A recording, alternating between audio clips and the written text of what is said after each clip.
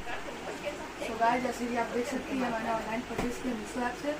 यह है bread toast, मुझे पड़ा 688 का। आप अगर परचेज करना चाहते हो तो इसका लिंक मैं डिस्क्रिप्शन में दे दूँगा। चलते इसका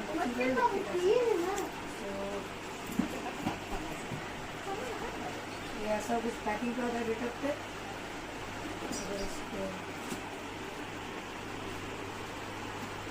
ये आई थिंक इस पॉपकॉर्न वाला जो अलग अलग जैसे कि लंबा परोटी या गोल परोटी है सीखते हैं। और ये ब्रेड टोस्ट और इसका वायर सुनते देखते इसको ट्राई करते हैं।